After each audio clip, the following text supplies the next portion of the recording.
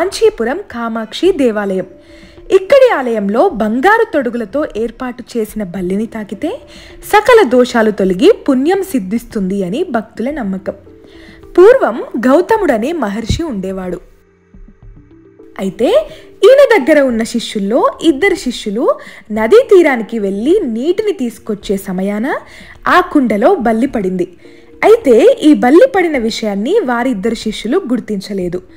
తర్వాత ఆ కుండను అలాగే తీసుకొని వెళ్ళి ఆ ముని ముందర ఉంచారు. అది చూసిన గౌతమ మహర్షి ఆ ఇద్దరు శిష్యులను బల్లులుగా మారిపోమ్మని శపించాడు.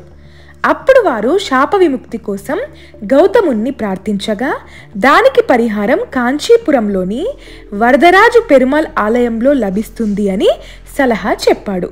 దీంతో అప్పటి వారిద్దరూ ఆ ఆలయంలో స్వామివారిని ప్రార్థించారు. కొన్నాళ్లకు వారికి విముక్తి కలిగి మోక్షం లభించింది.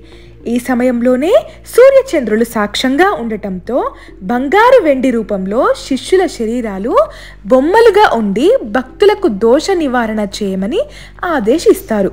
బంగారం అంటే సూర్యుడు, వెండి అంటే చంద్రుడు అని అర్థం. ఇక అప్పటి నుంచి ఇక్కడ అమ్మవారిని దర్శించుకోవడానికి వచ్చిన భక్తులందరూ ఎలాంటి దోషాలు లేకుండా ఈ బల్లులను తాకుతూ ఉంటారు.